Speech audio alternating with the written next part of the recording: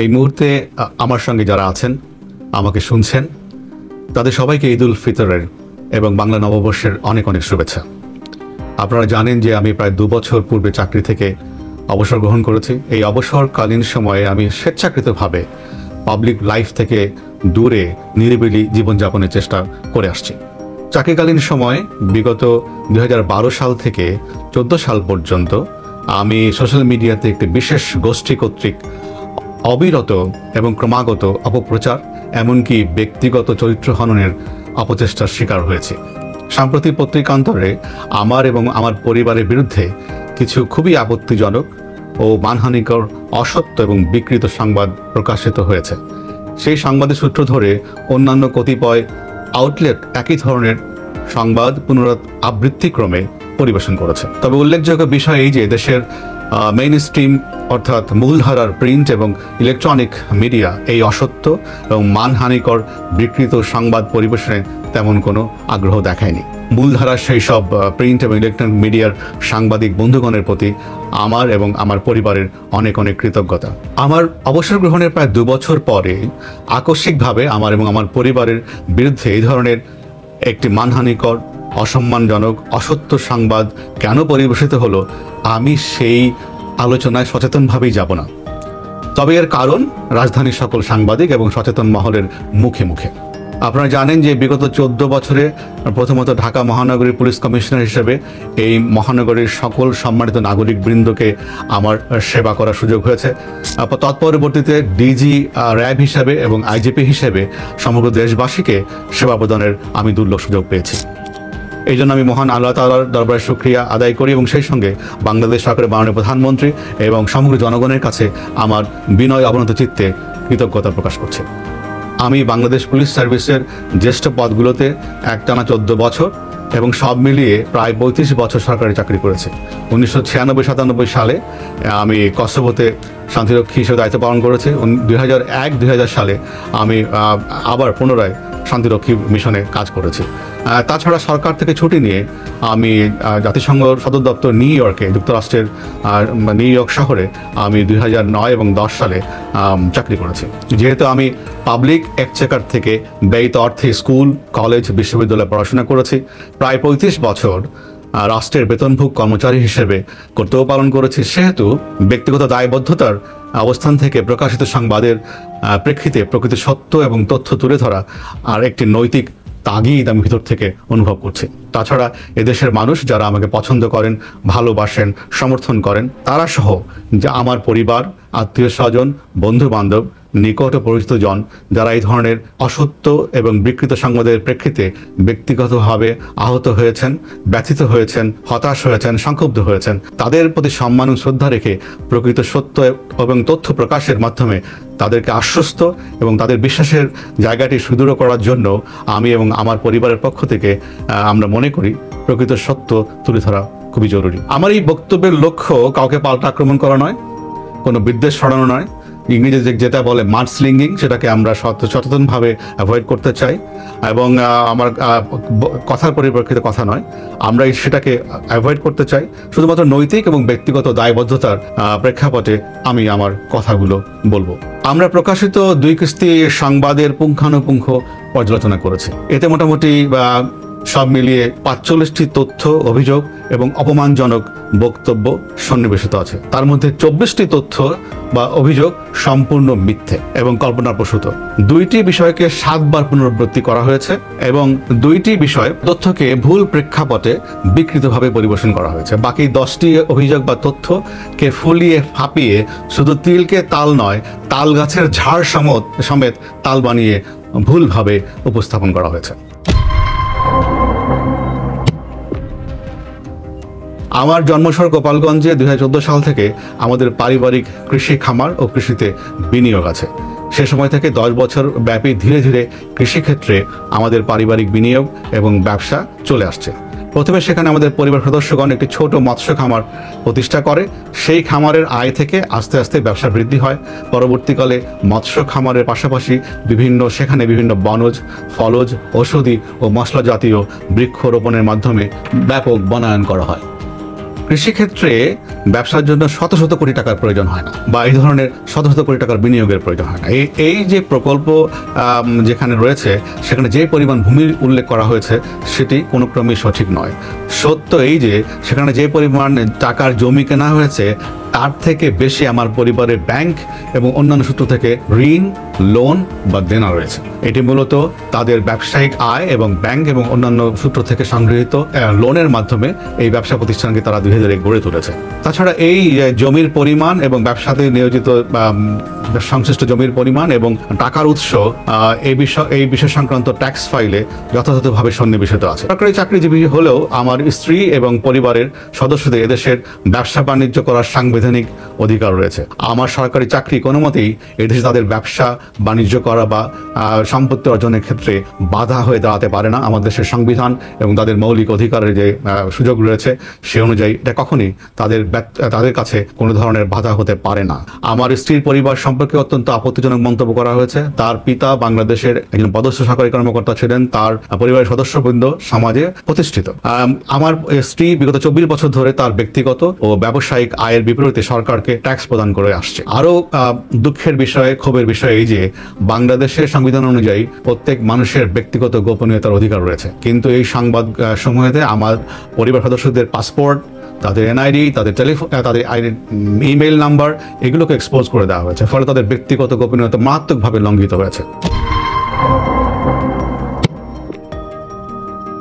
প্রতিবেদনে দুটিতে ঢাকা এবং ঢাকার বাইরে আমার এবং আমার পরিবারের যে সম্পত্তির কথা উল্লেখ আছে সেগুলো সম্পূর্ণ মিথ্যা। প্রতিবেদন মোতাবেক ঢাকার কাছে বিঘার পর বিঘা আমাদের এবং আমার পরিবারের কোনো জমি জমা নেই। পূর্বাঞ্চলে 40 কাঠা জমির উপরে ডুপ্লেক্স বাড়ি নেই। পূর্বাঞ্চলের কথিত ডুপ্লেক্স বাড়ির পাশে একই জায়গায় 10 বিঘা জমি নাই।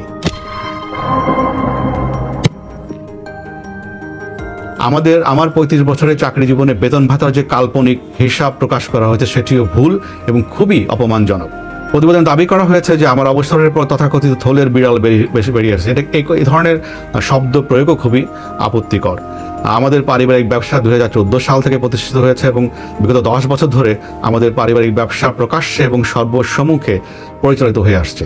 আমাদের পারিবারিক মৎস্য প্রজেক্ট ইতিমধ্যে জাতীয় পর্যায়ে মৎস্য চাষের জন্য স্বর্ণপদক প্রাপ্ত হয়েছে এবং এছাড়াও একাধিক পুরস্কার প্রাপ্ত হয়েছে। আমাদের মৎস্য চাষের যে প্রজেক্ট রয়েছে পারিবারিক প্রজেক্ট সেটি পুরস্কারের মাধ্যমে স্বীকৃতি লাভ করেছে এবং এটি একদিনে হয়নি, এটি বছরের পর বছর ধরে তাদের শ্রম এবং ঘামের মাধ্যমে অর্জিত হয়েছে। এবং এই যে তাদের যে চেষ্টা, সেই চেষ্টাকেও এই ধরনের সংবাদ প্রকাশের মাধ্যমে আমি মনে করি অপমান করা হয়েছে।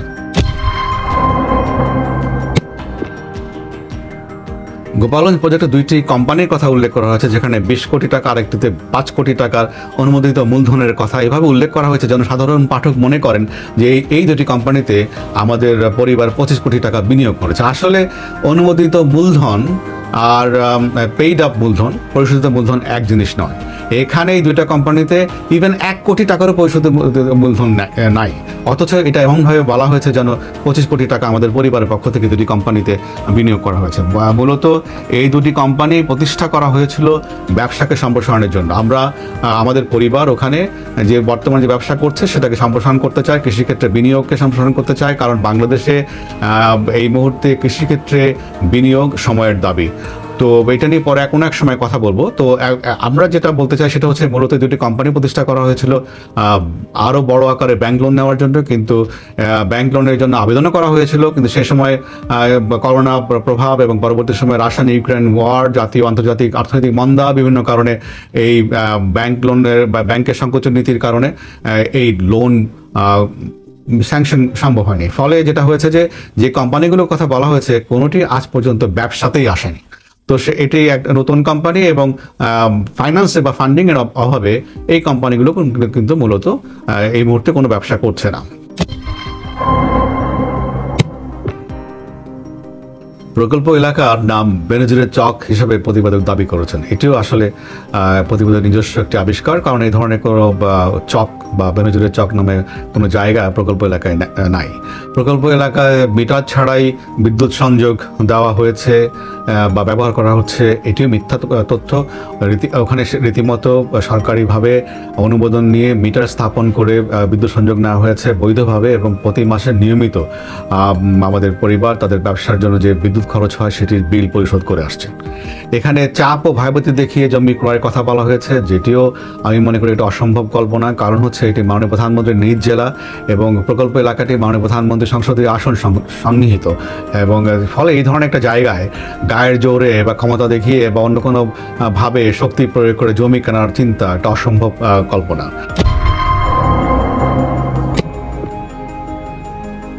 প্রতিবেদন বলা হয়েছে যে ইস্টার্ন প্রপার্টি মগবাজারে আমাদের একটি 4000 স্কোয়ার ফিটের ফ্ল্যাট আছে, এটিও একটি মিথ্যা তথ্য। মগবাজার কেন, মগবাজার, সিদ্ধেশ্বরী, রমনা আশেপাশে কোথাও আমাদের কোনো ফ্ল্যাট বা এই ধরনের কোনো অ্যাপার্টমেন্ট নাই। আনন্দী হাউজিংয়ে 40 কাঠা জমি সহ 45 কোটি টাকার বাড়ি আছে বলে দাবি করা হয়েছে। আনন্দ হাউজিং একটি বেসরকারি সমবায় সমিতি। 2007 সালে আমরা এই সমবায় সমিতির সদস্য হই এবং একটি প্লট বুকিং দেই। কিস্তির মাধ্যমে ধীরে ধীরে আমরা এই টাকা পরিশোধ করি। সেখানে আমাদের 40 কাঠা কোনো প্লট নেই, এটি বাড়িয়ে বলতে গেলে শতগুণ বাড়িয়ে বলা হয়েছে। আমাদের প্লটে 5 ইঞ্চি দেওয়াল বিশিষ্ট একটি বৈশিষ্ট্য এবং টিনের ছাদের একটি দোতলা বাড়ি আছে। তো এই ধরনের একটা বাড়ির দাম 45 কোটি টাকা হবে, এবং যেখানে যে হাউজিং এখন পর্যন্ত নাগরিক সুবিধা গড়ে ওঠেনি, রাস্তাঘাট তৈরি হয় নাই, বিদ্যুৎ সংযোগের ব্যবস্থা নাই, পানির ব্যবস্থা নাই, গ্রামের মধ্যে এই ধরনের একটা প্লটের উপরে টিনের ছাদ বিশিষ্ট বাড়ির দাম 45 কোটি টাকা হবে, এটি রীতিমতো এই ধরনের দাবি করার মধ্যে হাস্যকর। আইজি হিসেবে নাকি আমি পূর্বাঞ্চলে ফারুক মার্কেটের পাশে 10 কাঠার একটি জায়গা কিনেছি, যেটার বাজার মূল্য 22 কোটি টাকা। ইনিয়ে বিনিয়ে বলার চেষ্টা করা হয়েছে যে 22 কোটি টাকা দিয়ে আমি আইজি থাকাকালীন সময় ইনডিরেক্টলি বলার চেষ্টা করা হয়েছে প্লটটি কিনেছি।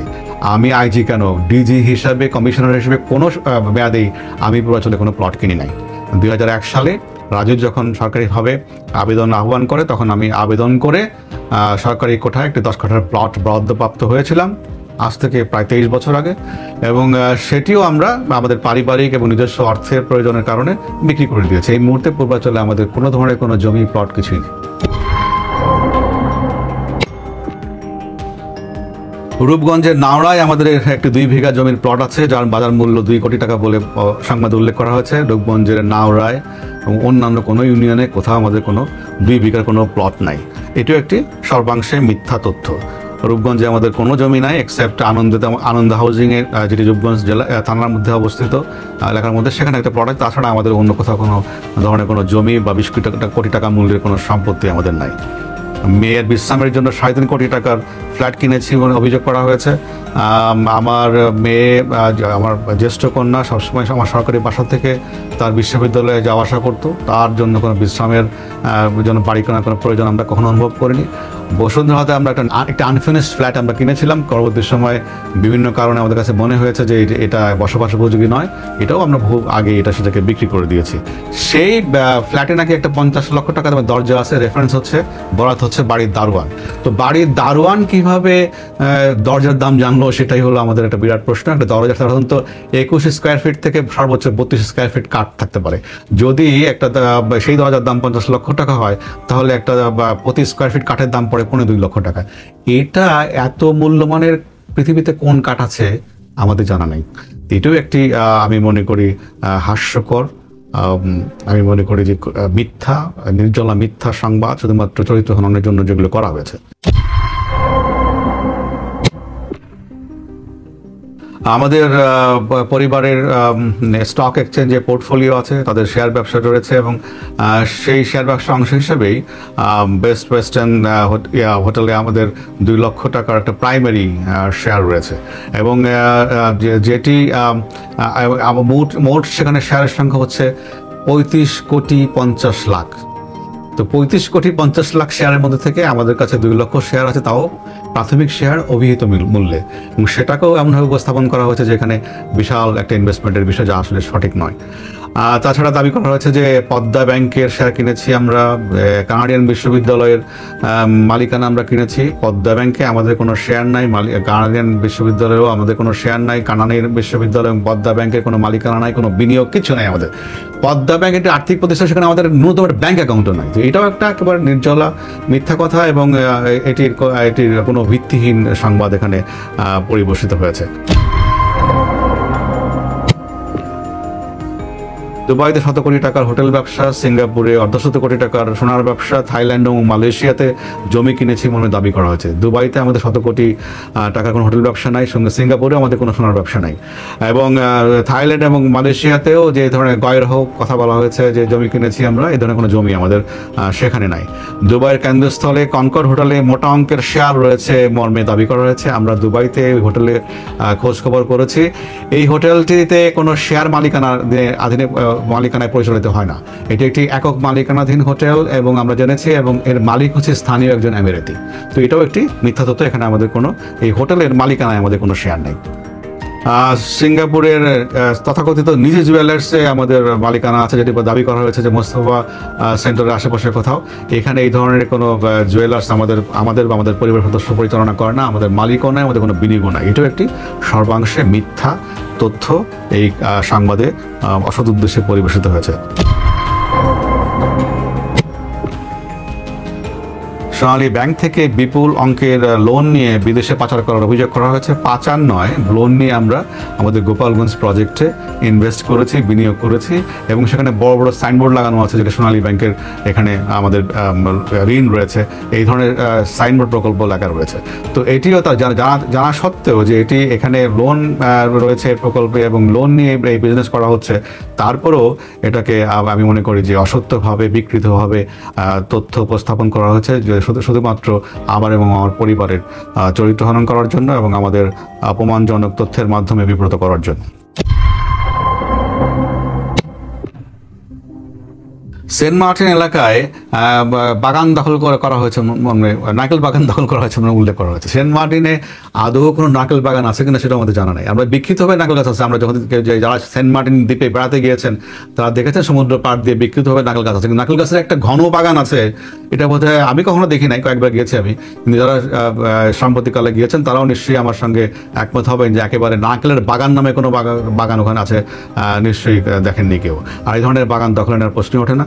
আমি একজন দায়িত্ববান সরকারি কর্মকর্তা হিসেবে আমার পরিবার বা আমি কারো জমি দখল বেদখলের সঙ্গে কোনো ক্রমেই নৈতিকভাবে বা অন্য কোনোভাবে জড়িত হওয়ার প্রশ্নই ওঠে না।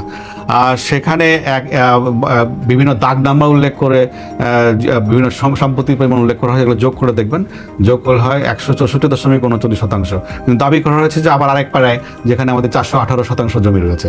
তো যোগ মানে একটা ম্যাথামেটিক্সেরও সমস্যা আছে। তো এখানে আমাদের এই ধরনের কোনো জমি না, আমাদের একটা প্লট আছে বহুদিন আগে, প্রায় আজ থেকে 17 বছর আগে আমাদের একটা প্লট কেনা আছে ওখানে। আর আপনারা জানেন যে কিছু বছর আগে হাইকোর্ট থেকে নিষেধাজ্ঞা দেওয়ার কারণে ওখানে সব ধরনের কনস্ট্রাকশন বন্ধ রয়েছে। এর ফলে এই জমিগুলো এখন আর কেউ কিনেও না, এগুলো বলতে গেলে পরিত্যক্ত এবং পতিত জমি হিসেবে পড়ে আছে। এবং আমাদের যে স্মল প্লটটা রয়েছে সেটার মধ্যে বালু আছে এবং পাথর রয়েছে, এবং এখানে কোনো গাছপালা তেমন একটা কিছু নাই। তো এটা একটা, যেহেতু হাইকোর্টের নির্দেশের প্রেক্ষিতে ওখানে সব ধরনের কনস্ট্রাকশন বন্ধ, সে কারণে বছরের বছর এই জমিগুলোর কোনো অ্যাপ্রিসিয়েশন হয় নাই, রাদার ডেপ্রিসিয়েশন হয়েছে। এগুলো বিক্রি করার চেষ্টা করলে বিক্রি করা যায় না। আর যে পরিমাণ সম্পত্তির কথা বলা হয়েছে সেটা সঠিক নয়, এবং এই আমরা যেটা কিনেছি সেটা আমাদের ট্যাক্স ফাইলে উল্লেখ করা আছে এবং এটার সোর্সও ট্যাক্স ফাইলে বর্ণনা করা আছে। আর শেষ কথা এই যে আমার পরিবারের যে সম্পত্তি রয়েছে তার প্রত্যেকটির বিপরীতে অর্থের উৎসে সহকারে সংশ্লিষ্ট ট্যাক্স ফাইলে যথাযথভাবে সেগুলো বর্ণিত আছে, সন্নিবেশিত আছে। আমার পরিবার তাদের ব্যবসার জন্য এবং আমি নিয়মিতভাবে কর পরিশোধ করি, এবং আপনারা জেনে খুশি হবেন যে আমি ইতিমধ্যে বাংলাদেশ সরকারের পক্ষ থেকে সেরা করদাতার সম্মানও লাভ করেছি। চাকরি জীবনে আমি ব্যক্তিগতভাবে সবসময় ঘুষ এবং দুর্নীতির বিরুদ্ধে লড়াই করেছি। পুলিশ কমিশনার এবং র্যাবের মহাপরিচালক হিসেবে জনগণের সেবার মান বৃদ্ধি করার জন্য কাঠামোগত, প্রশাসনিক এবং অপারেশনাল সংস্কার বা রিফর্ম করার উদ্যোগ গ্রহণ করেছে। এবং এই শহরের নাগরিকগণ তারা স্বীকার করেন যে এর ফলে যে সেবার ক্ষেত্রে যে প্রভূত উন্নতি ঘটেছিল তাদের কাছে সেটি স্পষ্ট। আইজিপি হিসাবে আমি অত্যন্ত স্বল্প মেয়াদে দায়িত্ব কর্তব্য পালন করি, সেই সময় আমি দুর্নীতি এবং এই ধরনের অস্বচ্ছতার বিরুদ্ধে লড়াই করেছি। এখানে শত বছরের রিক্রুটমেন্টের ক্ষেত্রে যে বদনাম ছিল পুলিশের, আমি কনস্টেবল সরকারের সহায়তা নিয়ে কনস্টেবল, সাব ইন্সপেক্টর এবং সার্জেন্ট নিয়োগের যে নীতিমালা, সেই নিয়োগ নীতিমালাকে আগাগোড়া খোল নলচে পাল্টে ফেলেছি। এবং এটা এই সাউথ এশিয়ার এখন স্ট্যান্ডার্ড একটা মডেল, এবং যে মডেলের প্রেক্ষিতে গ্রহণ করার প্রেক্ষিতে এখন এই গত কয়েক বছর ধরে আপনারা মিডিয়াতে যে দেখছেন যে 120 টাকায় মেধাবীরা এবং যোগ্যরা চাকরি পাচ্ছে। তো এবং একই সঙ্গে এখানে আভ্যন্তরীণ পদোন্নতির ক্ষেত্রেও অনেক দুর্নীতির অভিযোগ ছিল। আমি আভ্যন্তরীণ পদোন্নতির ক্ষেত্রে নীতিমালা ছিল সেটাকেও আমি সংস্কার করেছি, এবং যার ফলে এখন আমাদের কনিষ্ঠ সহকর্মী যারা আছেন পুলিশ বাহিনীতে, তারা কিন্তু এখন সম্পূর্ণ দুর্নীতিমুক্ত পরিবেশে মেধার ভিত্তিতে, স্বচ্ছতার ভিত্তিতে তারা পদোন্নতি পরীক্ষা অংশগ্রহণ করে পদোন্নতি লাভ করছেন এবং এই পরিবর্তনের সুফল তারা ভোগ করছেন। আইজিপি হিসাবে এই ধরনের কার্যক্রম গ্রহণ করার প্রেক্ষিতে সরকার আমাকে শুদ্ধাচার পুরস্কারে ভূষিত করেছে। সম্পূর্ণ ক্যারিয়ারে আমি পুলিশের আভ্যন্তরীণ দুর্নীতির বিরুদ্ধে লড়াই করেছি এবং আমার কার্যক্রম এবং আমার বক্তব্য বিভিন্ন সময় মিডিয়াতে প্রকাশিত হয়েছে এবং আমার সহকর্মীরা তার সাক্ষী। আমার অবসরের পরে আমাকে দুর্নীতিবাজ প্রমাণের অপচেষ্টা অত্যন্ত হতাশাব্যঞ্জক এবং দুঃখজনক।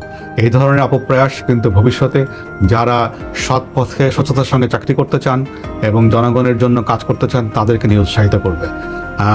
কোনো ব্যক্তিগত স্বার্থে বা কোনো ব্যক্তিগত কারণে প্রধান্বিত হয়ে এই ধরনের তথ্য পরিবেশন করলে, আক্রমণ করলে কিন্তু জাতি হিসাবে আমরা ক্ষতিগ্রস্ত হব। আমাদেরকে সবসময় ক্ষুদ্র স্বার্থের উপরে বৃহত্তর স্বার্থকে প্রাধান্য দেওয়া উচিত। বিশেষ করে যারা সমাজের নেতৃত্বস্থানীয় আছেন তাদেরকে বিশেষ করে এই জিনিসটা উপলব্ধি করা দরকার বলে আমি মনে করি। অনেকেই করেন, ডেফিনেটলি, তাহলে তো দেশ এত দূর এগোতে পারতো না। এবং তাদের এই উপলব্ধির কারণেই কিন্তু আমরা আজকে অনেক অগ্রগামী হয়েছি জাতি হিসেবে, দ্য নেশন।